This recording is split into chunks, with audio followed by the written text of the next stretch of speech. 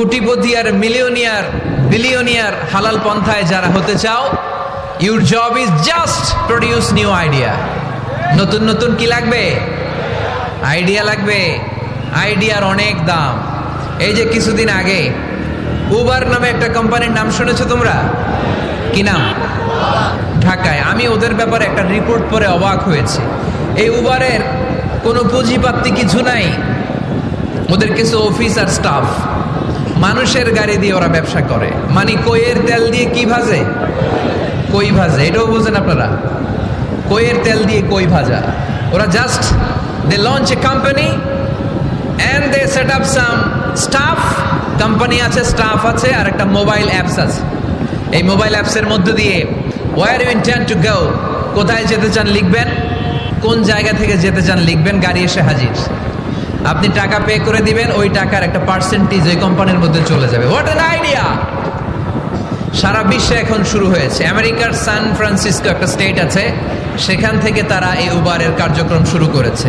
775টা শহরে উবারের এই অপারেশন কার্যক্রম চালু হয়েছে। 63টা দেশে ওদের সেন্টার আছে। আমাদের ঢাকাতেও আছে না? নেই?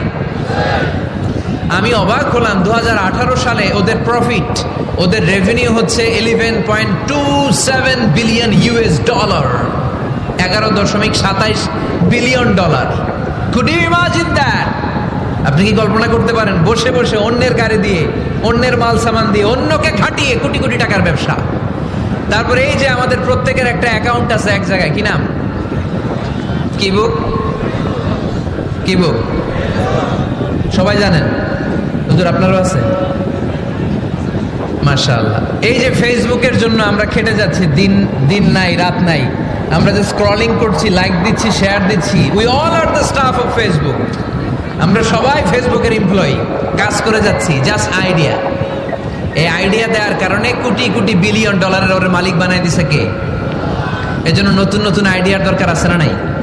আমাদের বাংলাদেশের ছেলেদের ভালো আইডিয়া আছে, তার প্রমাণ ওরা বানাইছে উবার, আমরা বানাইছি পাঠাও।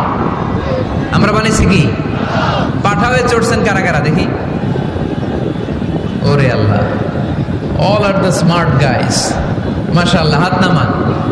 পাঠাও তো উবারের চেয়ে আরো দুর্দান্ত আইডিয়া। প্রাইভেট কার যেতে পারে না জ্যামের মাঝখানে, কিন্তু পাঠাও হচ্ছে মোটরসাইকেল রাইড, চিপা দিয়ে চলে যায়। আছে না নাই? তো এরপরে নতুন কি আসবে, এই দায়িত্বটা তোমার। তোমার মাথা থেকে বের করতে হবে এই এন্টারপ্রেনারশিপ। নতুন করে উদ্যোগী হতে হবে। এই ভাইয়ের মতো বিলিয়নিয়ার হতে চাও, মিলিয়নিয়ার হতে চাও, you have to generate new ideas. নতুন নতুন আইডিয়াই তোমাকে হালাল পন্থায় বিলিয়নিয়ার বানাতে পারে, ঠিক কিনা? আত-তাজির আস-সাদুক আল-আমিন মা'আন নাবিয়্যিন ওয়াস সিদ্দীকিন ওয়াশ শুহাদা'i ওয়াস সালিহিন। আমানতদার, সত্যবাদী ব্যবসায়ী কিয়ামতের দিন নবীদের সাথে, শাহীদদের সাথে, সিদ্দীকিনদের সাথে, সৎ কর্মশীল ব্যক্তিদের সাথে দাঁড়িয়ে যাবে। চিৎকার করে পড়েন সুবহানাল্লাহ। এজন্য নতুন নতুন যত আইডিয়া আছে এগুলো আমাদের মাথা থেকে বের করতে হবে, তাহলেই আমাদের ব্যবসায় বরকত দিবে কে? সম্মানিত সুধী, তাই বলছিলাম আমরা নিজের পায়ে দাঁড়াতে চাই, আমরা কিছু করে দেখাতে চাই, আমরা স্বাবলম্বী হতে চাই। পরিশ্রম করতে হবে, পরিশ্রমের কোনো বিকল্প নেই। There is no alternative way to struggle. Struggle তোমাকে করতেই হবে। কেউ তোমাকে তোমার জন্য স্পেস তৈরি করে দিবে না। এই পৃথিবীতে কেউ কাউকে জায়গা দেয় না, এই পৃথিবীতে এসে জায়গা করে নিতে হয়। চিৎকার দিয়ে বলো ঠিক কিনা? হুঙ্কার দিয়ে পৃথিবীবাসীকে জানিয়ে দিতে হয় আমি এসেছি। মায়ের পেট থেকে যখন আমরা বেরোই, আমরা কি বলি? ওয়াও ওয়াও বলে নিজের অস্তিত্বের জানান দেই যে আমি এসেছি, এই পৃথিবীতে আমি জায়গা করে নিতে এসেছি। Life is not a bed of roses. এই পৃথিবী ফুলের বিছানো সজ্জা নয়।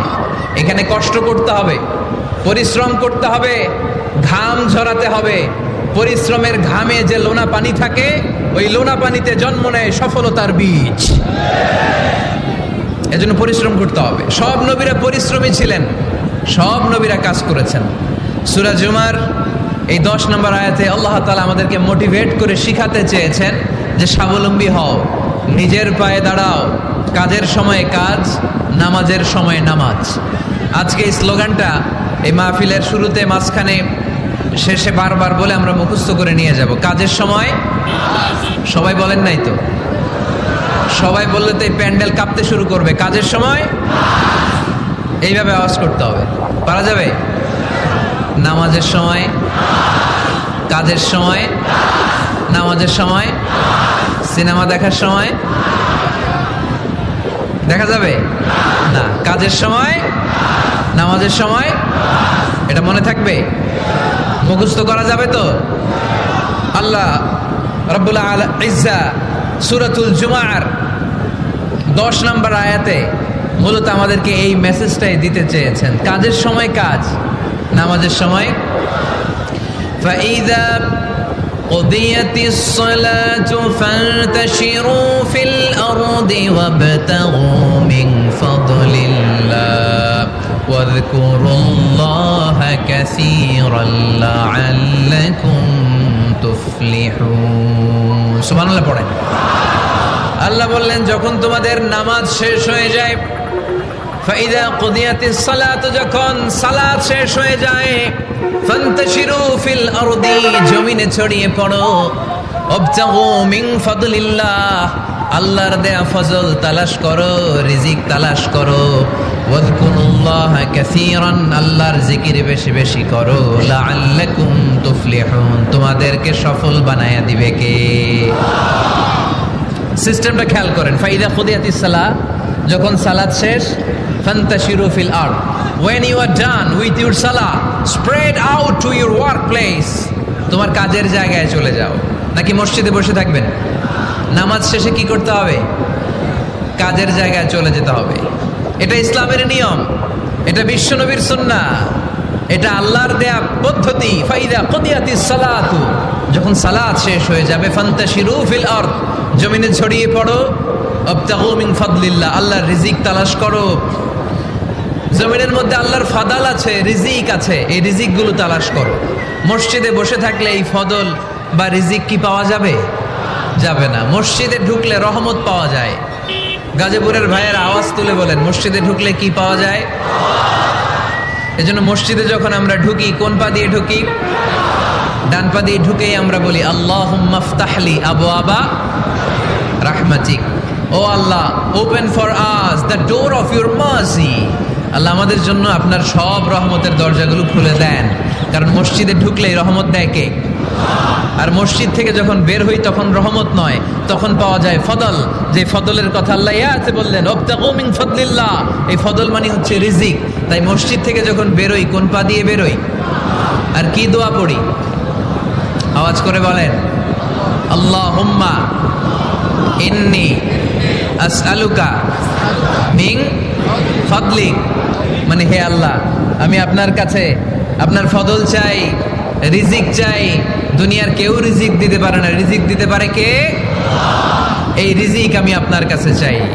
আবার আল্লাহ বললেন, হুয়াল্লাযী জাআলা লাকুমুল আরদা যালুলা ফামশু ফি মানাকিবিহা ওয়া কুলু মির রিজকি ওয়া ইলাইহিন নুশুর। তিনি তো এমন সত্য যিনি তোমাদের জন্য জমিনটারে বানিয়েছেন সাহালাতুল মাসালিক, সহজে হাঁটা যায়, চলা যায়, চারা বীজ রোপণ করা যায়, চাষাবাদ করা যায়। আল্লাহ বললেন জমিনের আনাচে কানাচে ঘুরে বেড়াও, জমিনের মধ্যে তোমাদের জন্য রিজিক রেখে দিয়েছে কে? এই জমিনের সব জায়গায় রিজিক আছে। আপনি জমিনের পাহাড়ে যাবেন, পাহাড়েও রিজিক আছে। জানেন পাহাড়ে কি চাষ হয়? হ্যাঁ, জুম চাষ হয়। বাংলাদেশের পাহাড়ে জুম চাষ হয়, আর মালয়েশিয়ার পাহাড়গুলোতে সব চাষ হয়। মালয়েশিয়া একটা জায়গা আছে ক্যামেরুন হাইল্যান্ড, ভাই গেছিলেন নাকি? ৬,০০০ ফিট উপরে, ঠান্ডা, প্রচন্ড ঠান্ডা। আমি প্রায় যাই, ওখানকার চা বাগানের স্নিগ্ধ হাওয়া আমাকে টানে খুব, বাতাসটা খুবই ক্লিন, ভাল লাগে। ওই ক্যামেরুন হাইল্যান্ডে ৬,০০০ ফিট উপরে ওরা করেছে ফুলের বাগান, ফলের বাগান, চায়ের বাগান, স্ট্রবেরির বাগান, মধুর চাষ করে। আর এই ৬,০০০ ফিট উপরে এই ভেজিটেবলস আইটেমগুলো দিয়ে তারা পুরো মালয়েশিয়ার খাদ্যদ্রব্যের যত সংকট, সব সংকট তারা দূরীভূত করেছে। সুবহানাল্লাহ পড়েন। তো ওনারা পাহাড়ের উপর চাষ করে, আর আমরা সমতল জায়গায় চাষ করতে চাই না। চাষাবাদ করতে আমাদের লজ্জা লাগে। কি লাগে?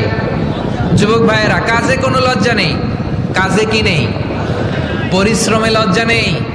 লজ্জা হচ্ছে অলসতায়। লজ্জা হচ্ছে অকর্মণ্যতায়। আমরা কাজ করে খেতে চাই, পরিশ্রম করে খেতে চাই। রাজি আছো সবাই?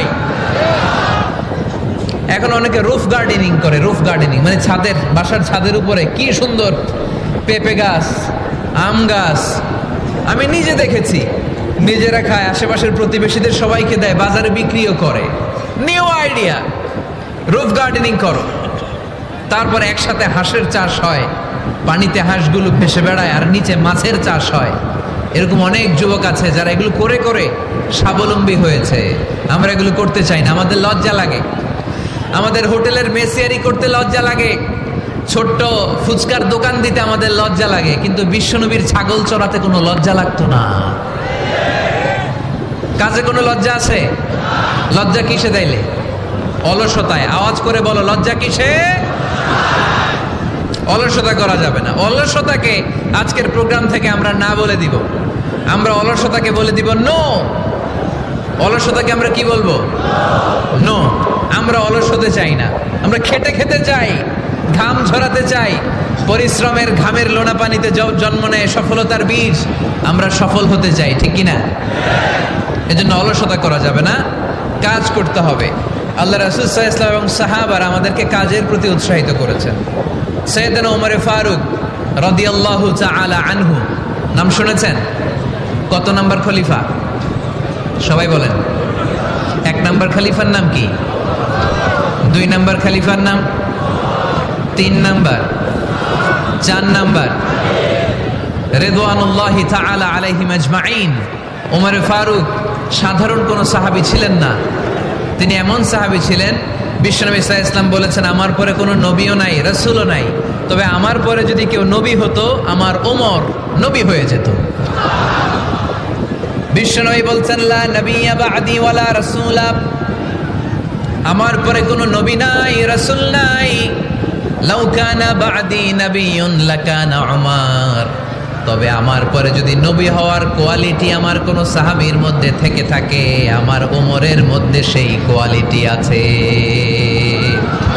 প্রভু তুমি বলেছ রাসূল দেবে না, বলনি দেবে না ওমর, বলনি দেবে না হামজা তারি, খালিদ বিজয়ী সমর। প্রভু তুমি বলেছ রাসূল দেবে না, বলনি দেবে না ওমর, বলনি দেবে না হামজা তারি, খালিদ বিজয়ী সমর। প্রভু তুমি বলেছ রাসূল দেবে না।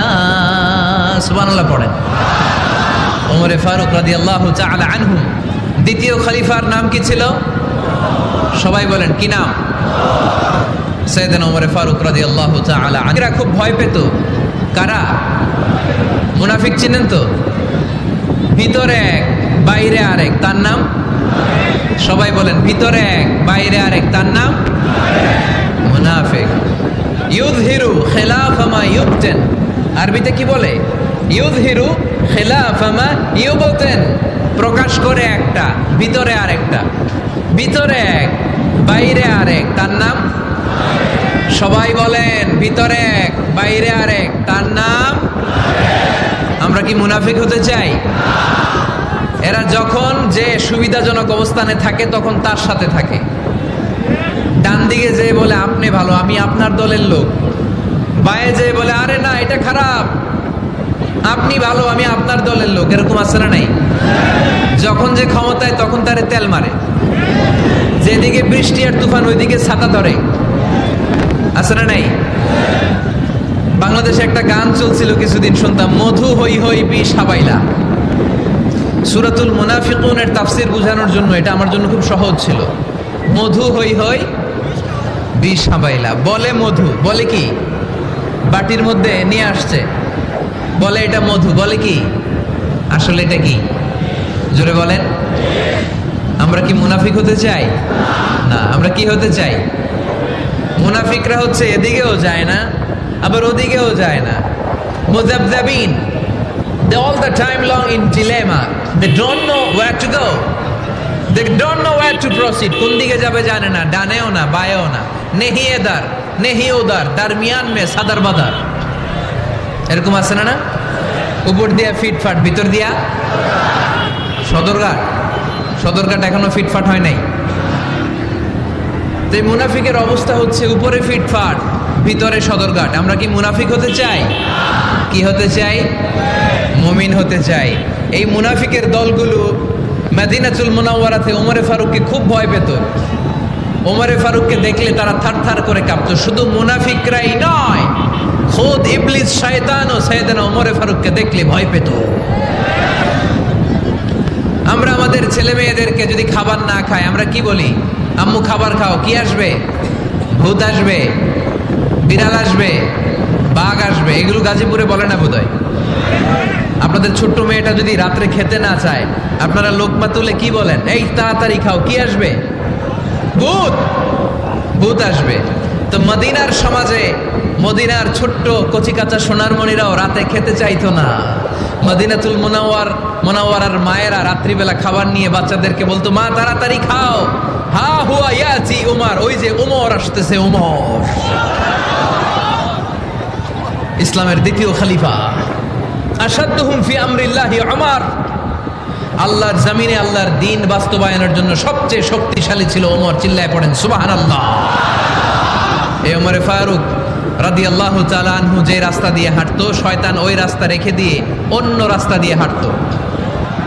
মা সালাকা শাইতানু ফাজ্জান সালিকান ইল্লা সালাকা ফাজ্জান গায়রা ফাজ্জিক। বিষ্ণু বলছেন, ওমর, শয়তান তোমারে দেখে এত ভয় পায়, তুমি যে রাস্তা দিয়ে হাঁটো, শয়তান তোমারে দেখলে ওই রাস্তা রেখে দিয়ে অন্য রাস্তা দিয়ে হাঁটে। চিল্লায় পড়েন সুবহানাল্লাহ। সাইয়েদনা ওমরে ফারুক মসজিদে নববীর ইমাম। মসজিদে নববীর কি ইমাম? আপনারা শুনতেছেন? এই ছেলেরা বসে যাও, বসে যাও, বসে যাও, বসে যাও। সাইয়েদনা ওমরে ফারুক মসজিদে নববীর ইমাম। এদিকে তাকান, আমার দিকে তাকান, আমার দিকে তাকান। উনি প্রত্যেক নামাজের ইমামতি করতে আসতেন মসজিদে নববীতে। জোহরের নামাজে ইমামতি করলেন। ইমামতি করে দেখলেন নামাজ শেষ, সবাই বের হয়ে চলে যায়। এটাই ইসলামের নিয়ম, ঠিক কিনা? ফাইদা কুদিয়াতিস সালাতু ফান্তাশিরু ফিল আরদ ওয়াবতাগু মিন ফাদলিল্লাহ। নামাজের সময় খেয়ে ফেলাইছি। নামাজের সময়, কাজের সময়, নামাজের সময়, কাজের সময়। ফাইদা কুদিয়াতিস সালাহ, যখন নামাজ শেষ হয়, ফান্তাশিরু ফিল আরদ, জমিনে ছড়িয়ে পড়ো। এটা ইসলামের আইন। তার মানে আল্লাহ বোঝাতে চাইলেন, নামাজের সময় মসজিদে চলে যাও। নামাজ যখন শেষ হয়ে যাবে, শিক্ষক চলে যাবে স্কুলে, কৃষক চলে যাবে ফসল খেতে, মেম্বার অব দ্য পার্লামেন্ট চলে যাবে সংসদ ভবনে, ব্যবসায়ীরা চলে যাবে শপিং মলে, ঠিক কিনা? কাজে চলে যাও। ওমরে ফারুক নামাজের ইমামতি করিয়ে নামাজ শেষ করলেন। সবাই চলে গেল। ইয়ামান দেশ থেকে আসা কিছু লোক গোল হয়ে বসে আছে, জিকির আজকার করে, আবাদত করে। এরা যায় না। এরা কি করে না? যায় না। আসরের নামাজে সাইয়েদনা ওমরে ফারুক রাদিয়াল্লাহু তাআলা আনহু নামাজের ইমামতি করলেন। নামাজ শেষ, সবাই চলে যায়, এরা যায় না। মাগরিবের নামাজের পরেও এরা যায় না। এশার সালাতের পরেও এরা যায় না। এশার পরে উনি ধরলেন, মা বালুকুম মা খাতবুকুম, হোয়াটস রং উইথ ইউ ম্যান? তোমাদের কি সমস্যা? জোহর, আসর, মাগরিব, এশা প্রত্যেক সালাতের পরে সবাই যার যার কাজে চলে যায়, তোমরা যে যাও না? বাড়ি কই? বলি ইয়ামান। তো বসে থাকো কেন? কি করো? কই জিকির করি। কি করি? কি করি? জিকির আজকার করি, তাসবিহ তাহলিল পড়ি, ইবাদত করি। তো তোমরা যে যাও না, তোমাদের খাবার দেয় কে? খাবারের ব্যবস্থা হয় কোত্থেকে? তারা বলল, আমাদের জিকির দেখে, আমাদের বুজুর্গি দেখে আশেপাশের লোকেরা পাতিল ভরে খাবার নিয়ে আসে, ওই খাবার আমরা খাই। নাহনু আল মুতাওয়াক্কিলুনা আলাল্লাহ, আমরা আল্লাহর উপর তাওয়াক্কুল করে এখানে বসে থাকি। উমরে ফারুক বললেন, সর্বনাশ, তোমরা যদি মুতাওয়াক্কিলুনা আলাল্লাহ হও তাহলে কেমনে হবে? তোমরা তো মুতাওয়াক্কিলুনা আলাল্লাহ নাও, তোমরা হচ্ছে আল মুতাওয়াক্কিলুন বা'দুকুম আলা বা'দ, আল্লাহর উপর তাওয়াক্কুলকারী নয়। তোমরা যারা পাতিলের মধ্যে করে খাবার নিয়ে আসে তাদের উপর তাওয়াক্কুল করে বসে আসে। ঠিক কিনা? তোমাদের জিকিরও চলে, আবার মাথায় টেনশনও চলে, পাতিল কি ছোট আসবে না বড় আসবে, খাবারে আমার ভাগেরটা থাকবে কি থাকবে না, টেনশন আছে না নাই? কারণ অন্যের উপর নির্ভরশীল, নিজে রান্না করে নাই, নিজে তো বাজার করে নাই, নিজের তো অ্যারেঞ্জমেন্ট বলতে কিছু নাই, আরেকজন যা দিয়ে যাবে ওইটা খাবে। ওমরে ফারুক বুঝালেন, আরে বোকা, এটারে তাওয়াক্কুল বলে না। তোমার সাধ্যে যতটুকু আছে তার সবটুকুন করার পরে তুমি তাওয়াক্কুল করবে একজনের উপর, তিনি কে? এক সাহাবী বললেন, ইয়া রাসূলুল্লাহ, ইয়া হাবিবাল্লাহ সাল্লাল্লাহু আলাইহি ওয়াসাল্লাম, আমি অনেক দূর থেকে সফর করে এসেছি, এই যে আমার ওটের রশিটা, এটা ছেড়ে দিয়ে যদি আমি ঘুমিয়ে যাই, আল্লাহর উপর তাওয়াক্কুল করি, আমার ওটটা বসে থাকবে নাকি? বিষ্ণু বললেন, না, এটারে তাওয়াক্কুল বলে না। ওটের রশি রেখে দিয়ে ঘুমাইলে তোমার ওট দৌড় দিবে। এ আকিলহা সুম্মা তাওয়াক্কাল আলাল্লাহ, ওটের রশিটা আগে দড়ি দিয়ে ভালো করে গাছের সাথে বাঁধো, তারপরে তাওয়াক্কুল করবে একজনের উপর, তিনি কে? আগে বাঁধতে হবে, তারপরে তাওয়াক্কুল, আগে কাজ করতে হবে, তারপরে তাওয়াক্কুল। এক লোক বড় হুজুরের কাছে দোয়া চাইছে, হুজুর আপনি দোয়া করবেন আল্লাহ যেন আমার একটা ছেলে সন্তান দেয়। কি দেয়? কথা বুঝে নাই বোধ হয়। কি দেয়? ছেলে সন্তান দেয়। তো হুজুর অনেক দোয়া করে দিছে, বড় হুজুর, আল্লাহ তারে তুমি ছেলে সন্তান দিও। তো ছেলে সন্তান হয় নাই। তার পরের বছর এসে আবার হাজির, হুজুর একটু দোয়া করেন আমার জন্য আল্লাহ একটা ছেলে সন্তান দেয়। হুজুর আবার দোয়া করলেন,